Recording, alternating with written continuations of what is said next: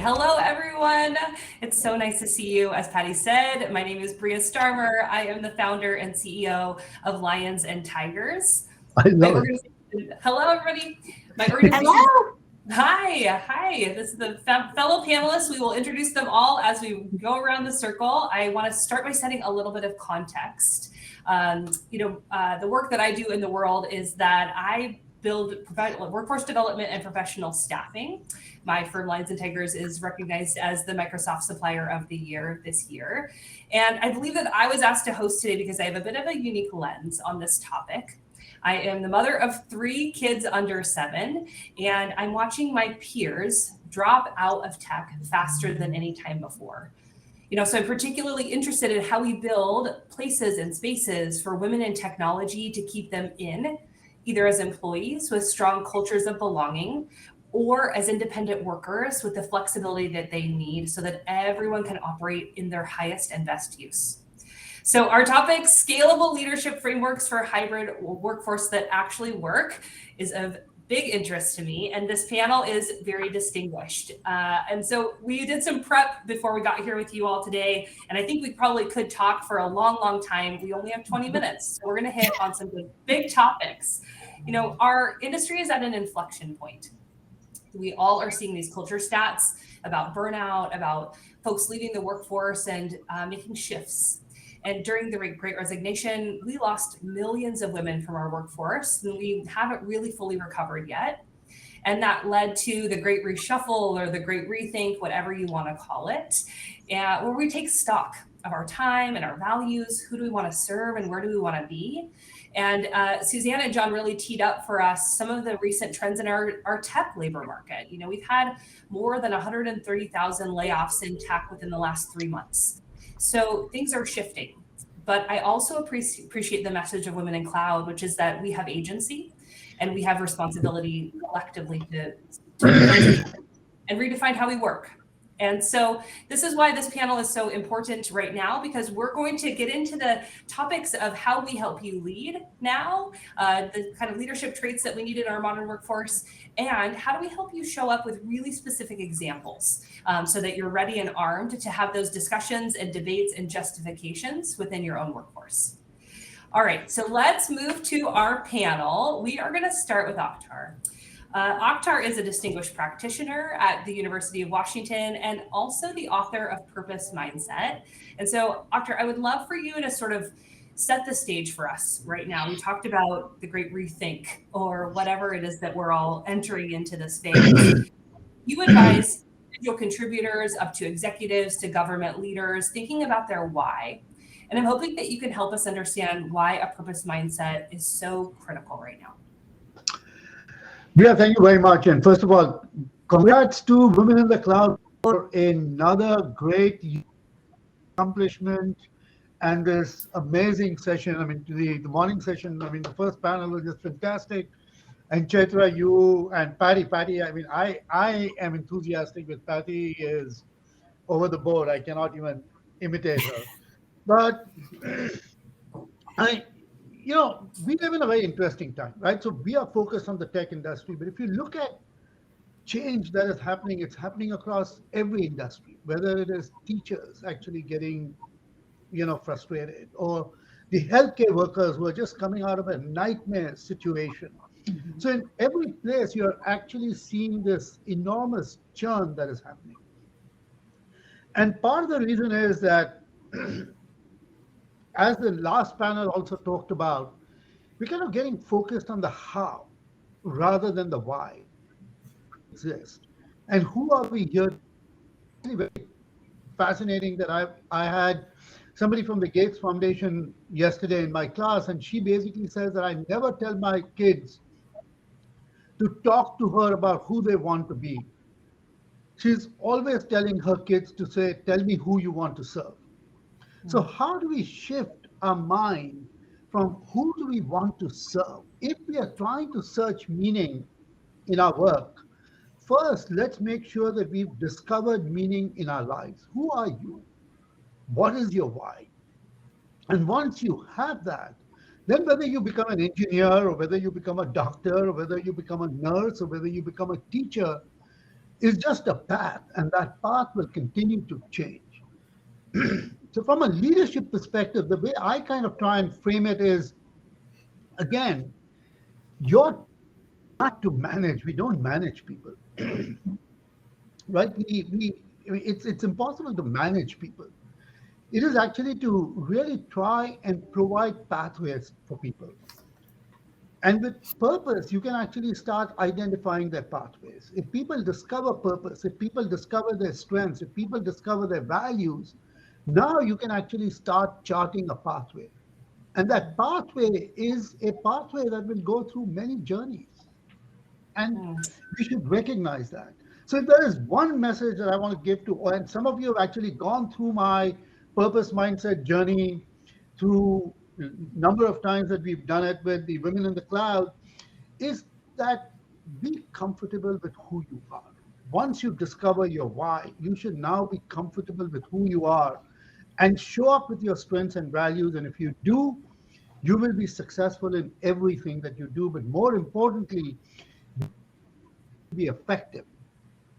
It's not about efficiency, it is about, and at the end of the day, it is about who we want to make the world a better place. So let me stop here. We are. Thank you, Dr. I mean, I think we could really dig into that in so much depth, and I'd love to join one of your sessions on a later date. I want to also shift over to Denise, because we're talking about purpose, and Akhtar, what you're inspiring us to think about is collectively like uniting around our shared purpose. And for that reason, I want to go to Denise. Denise is a managing director at Accenture, responsible for the AWS business. And Denise, your role is as a bridge builder. You think about bringing people together for common purpose. Mm-hmm. And you and I talked about sort of this new playbook that you're using around unity and humanity in a different way. So I want you to share about sort of like what you're thinking about today with the playbook you're bringing to work and what that's opened up for you. Yeah, absolutely. Thank you so much. And it's great to be here with this esteemed panel and you as well, Brea. I wish we had more time because Akhtar just really gave some gems that I'm taking copious notes over here as well. But yes, from an Accenture perspective, and certainly when you think about the work that we do in my practice, which is the Accenture AWS Business Group, it is really about bringing two behemoths together to really deliver on ingenuity for our customers, and to do that in a way that's that we're delivering jointly to our clients. But from an Accenture standpoint, when you start thinking about this new way of working and what this environment means, there's a few things that stand out with that playbook of how we're going to market, but also how we think about sort of the future of work that we find ourselves in. And part of it is around focusing on or focusing beyond spaces and places, as we call it. Not just thinking about what's happening in the typical boardroom or in the typical office, because even by this panel today, this conference, right, we're all in different locations, literally across the country, perhaps around the globe as well. And being able to just leverage technology to drive an amazing experience for folks that might not otherwise be possible if we were in what we call the before times. Also, we really bring this concept of humanizing the way that we work. What works for Denise doesn't work for Brea, doesn't work for Deanna, et cetera. So we have to really be willing to truly meet people exactly where they are. And then also building community that establishes a connected, inclusive culture. That is probably top of mind certainly for me. I think for most women now. Brea, you mentioned, some of the data points around in the work that you do, and the fact that we have so many women that are leaving the workforce. And I think being connected and that inclusivity, that equitable component of work is so vastly important. But then also making sure that people, that we're creating opportunities for people to feel like truly they can advance, that they belong, and they can thrive in their careers. So I think, as we think about this new playbook and this future of work, those are some of the core tenets that we certainly believe here at Accenture, and that I certainly try to execute in my day-to-day as well. But I'll say on top of all of that, right, we have to do, and I feel like I've gotten much better at this, but we have to do our part and making sure that with all of these mechanisms that we have access to and all of these new ways of working, you still got to have high emotional intelligence, right? You still have to have that self-awareness and EQ component. So being able to virtually read the room, making sure also that we are being much more open and expressive. And to the point that was made initially, I think that, Akhtar mentioned that we are bringing our full and whole self into work, irrespective of if it's a virtual work or if it's, as I was yesterday in the office with our leaders around the South Market unit here at Accenture. And then, I think the last point that I'll make to that is about, having other allies in spaces and places, right? Before 2020, we were not talking about some of these concepts at work. We weren't talking about truly bringing our whole selves. We weren't talking about the importance of allyship. We certainly weren't talking about, the nuances of intersectionality, of being, in my instance, being Black, being female, being cisgender, right? We just weren't having conversations in that way. And so I think, that has helped. And then just quite honestly, getting some numbers on the board, getting a little older. I hit the 50 mark last year. And so, I'm feeling a little more confident and I kind of know what I bring, but I also know I won't say completely fully, but I know more fully what my expectations are from my organization as well. Oh, I love 50, Denise. It's pretty awesome. I'm digging it. I am obsessed with 50 days. Okay, that is amazing. There's that has brought me so many questions about how we find and retain leaders who possess those values. And so I want to switch over to Michelle. Michelle, I really want to extend this question because you're the VP of Human Resources for Insight. Your teammates teed us up a little bit ago, but I want to know in your role, HR has become such an important role and strategic advisor in our organizations now. And Denise talked a little bit about authenticity and what that has opened up for her. And I really want a bit of an inside scoop as to what conversations are happening right now across C-suites and how the role of HR is now being asked to bring in underrepresented voices into rooms they previously weren't, it wasn't a central strategy. And now I think it is. Can you talk more about what's happening in your world? Yes, I would love to. And Denise, I don't know if you noticed, but I almost jumped out of my skin on like 6 things that you said. I was like, yes. So happy to. I'm so excited to be here with all of you.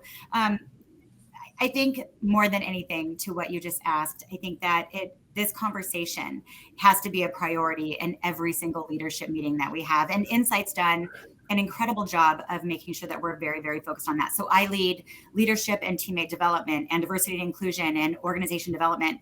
And so it's really bringing all of that together to make sure that we are amplifying those voices. And to do this, we've done a variety of different things. So we have our teammate resource groups, which are our affinity groups. We have 8 in North America. We just took over D&I globally the end of last year. So we have other teammate resource groups all over the world. But what's cool about that is that even with the hybrid, so many people being remote, we're global, so we're all over the place. It's providing education and networking and opportunity to hear those voices. And it's interesting because John and Suzanne were talking about mentorship and sponsorship, and those are the programs that we have running. So we run a mentorship program that is solely for our diverse teammates. Anybody who's a part of those teammate resource groups, allies included in that. We have mentorship programs there. We have sponsorship programs. And the sponsorship programs are to make sure that no matter what conversation we're having in those leadership meetings, that every single person we are discussing has somebody in that room who knows them, and so that they have an extended voice in that room. So that's been incredible. We have done so much in terms of gender equity. Our board is, I think 60% women. Our executive team is 80% women. It is just incredible what we have done. And we're not losing sight of that. So if I know that we were talking about how some are believing that that's being deprioritized. I would say, if anything, we're actually prioritizing it more. And the reason I say that is because we know every single study in the world has shown that diversity of thought, diversity of ethnicity, diversity of race, diversity of gender, diversity of experience and background and religion, all of the diversity helps us to get to innovation. And Insight is on this incredible journey to become the leading global solutions integrator, which is something that really has not been done before. So we have to be incredibly innovative. So we have to have those things in place that really support those conversations and that visibility to make sure that we're really focused on that. And I'm going to go back to something Denise said too, the inclusivity. So in order for us to have diverse groups that provide that incredible innovation, we have to have inclusive leaders. So we are doing tons of training and education on inclusive leadership, allyship, unconscious bias, so many things that you were talking about, Denise, when I was wanting to clap. All of those things we're doing from a top-down approach and making sure that people are very aware of what's going on. And John, Men as Allies, we have all of those things happening. So lots of visibility, and everything is done remotely. Everything is done remotely. So we make sure that those voices, because you're not in office, it's not that you're not being heard. Everybody's remote. And so we're all making sure that we have that space. Michelle, I love an HR driven strategy to drive business performance. It's just, I think we all want to hear that. We all want to know that we still have folks fighting for this change, given the shifts that we're under. It's actually a relief to hear, and talent vote with their feet. So I think it's going to be amazing to see the performance of Insight compared to some competitors, knowing that you're an HR-led company. Thank you for sharing that. I also want to pivot over to Deanna, because this panel is so cool because it represents so many different lenses on this topic. And so Deanna is the Chief Strategy Officer at WICxAS'23. And so Deanna thinks about time as a precious resource and planning. So how do we think about now and next all at once? And how do we use the moments that we connect for really intentional, thoughtful work together in collaboration? So Deanna, I want to hear your perspective on the kinds of things that leaders are thinking about right now in your organization and how you're considering time a major tool in this hybrid workforce. Yes. Oh, well, thank you. And thanks for the opportunity. It's great to see everyone. And, because we're working in this hybrid environment, a large majority of our interactions are now virtual. And so it means that our written and verbal communications are very much essential to team building that we used to do in a room, problem solving, and delivering on customer experience, which I believe a lot of us do in our work. So, in a past environment, we were able to huddle in a room with our colleagues, work through deliverables, figure out problem solving in a quick manner. And now we're not in that situation all the time. So I press with my teams the importance of synthesizing information, being able to conduct really swift problem solving sessions that really make the most of everybody's time. One of the examples that I'll use is that in one of my previous roles, particularly during the pandemic, we instituted a problem solving session. And we would bring topics that we needed to problem solve on, and we put together a methodology so that we would get quick resolution, especially where progress was stuck. So we built a one-page template to help guide these discussions. And so we'd enter into these meetings with a perspective of the problem we were solving, the criticality of actually solving the problem, and then some resolutions. So we would all come to that meeting, which we tried to keep to 30 minutes, 45 minutes to get to the resolution state. And so we found that very efficient and helpful for us, instead of coming in with a blank slate and having to organize people, which takes a lot of time. So this really drove a lot of growth and accountability, and most importantly, a strategic mindset to problem solving that helped us really think more innovatively as well. I mean, in my role, I'm not just thinking about today and how we can move the business forward today with the talent we have today, but what can we do in the future? What does 5 years look like for us? And I think it's really important as leaders to open the doors for our teams to be able to have that innovative mindset, because we can get really bogged down and exhausted from kind of extinguishing the day-to-day fires. And it doesn't leave a lot of energy for strategic thinking. And so what I like to do with my team is certainly encourage them to take time in their schedules for intellectual and innovative and forward-thinking strategy time, and even putting time on the calendar for themselves to say, okay, this is my heads down strategy time, or even start whiteboarding a new concept or new way of conducting the business and taking a photo of it and sending it to your colleagues to get feedback. So I think that's been really, really important for us to not starve innovation and forward thinking with the day-to-day fires and issues that we have to solve. I feel like I'm going to get that on a coffee mug. Extinguishing fires is stifling our ability to be strategic. Thank you, Deanna, for that. Sold. You sold me on that topic. Okay, so we're halfway through. We're going to move into a bit of a lightning round here. Because I want to make sure that I get to everyone, because you all brought up amazing points in the beginning. I want to get to very practical. You give me a couple of practical tips, but I'm going to press you a little bit harder here. Okay, so Akhtar, I know that you think about high flex work environments. I love this term that you think about. And so I want to know who's doing it right and what are they doing? So first of all, I don't think anybody is doing it right? Because we kind of talk about it from the perspective that we are either hybrid or we are in person, and then lump everything into hybrid.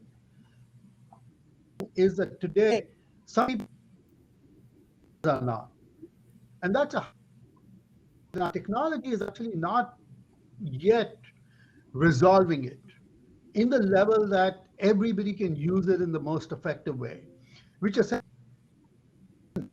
puts pressure on people that are conducting meetings to be cognizant of that, right? I teach 90% of my class is in person, 10% of my class is not. I don't have eyes at my back. I don't have a TV screen in front of me where I'm actually seeing the other students. So how do we ensure that we are actually going to get them to participate in the most effective way? And they're not there because there is always going to be some reason. But earlier we would say, miss the class, make it up somehow. Now you can actually say you can participate. And that's what is happening in our work environment. So how do we as leaders become cognizant of the fact that people need to show? And if you want to think about the future, as Deanna is talking about, you want everybody's voices there in a way that they can participate. So let me just kind of, since it's a lightning round, I don't want to go up, but I think we need to start thinking about these issues as we move into this new work environment. Yeah, and I think you're creating demand, right? You're creating demand for workers and talent to be attracted to your workplaces. And so let's go back to Denise. Denise, you shared that you have really rethought about how you want to say yes to opting into work now. And you made a job shift in the pandemic. You took a new role and onboarded at Accenture. And as someone who's in high demand in the market, I want to know, what are you expecting of your organization, and what was your onboarding experience like in the middle of this pandemic shift? Yeah, Brea, it was, a lot of folks told me I was crazy for, joining, starting a new role during the middle of COVID. Sometimes I think that I was a little bit nuts, but it was a great move, right? Accenture is a phenomenal firm, and it's been just a great career move personally and professionally. And I think, the great part is I didn't even have to put on slippers or shoes. Like, I had on my fuzzy slippers. I didn't even have to leave the house to interview. So that was pretty cool. But, Accenture hired literally hundreds of thousands of people during over the last 2 years. And, it's been really interesting to see how we were able to leverage technology in a meaningful way, providing folks with an Oculus to go through their onboarding program, having meetings in the metaverse, and touring offices when our offices were completely shut down. Folks could actually visit the office virtually using technology. So that is, and it also fostered a sense of community, being able to engage with folks that maybe weren't even in your city or in your country for that matter. So it's really been interesting to see how we've been able to make that pivot. But for me also, I was very, very, I probably even more open and authentic about this point, that it wasn't about just moving companies just for the sake of doing that. Like if I was going to take a risk and, you know, jump from the known to the unknown during a global pandemic, that I needed to ensure that I was in a place that was going to allow me to personally thrive, but also was creating an environment for folks who look like me to feel seen, heard, and valued. And I asked those questions along the way, like I don't want it to be performative. I want to know specifics, what the firm is doing to make sure that folks are seen, heard, and valued. So those are some of the things that I think about. That transparency relative to equity is just a huge component for me, and will be as I think about my next steps in my career as well.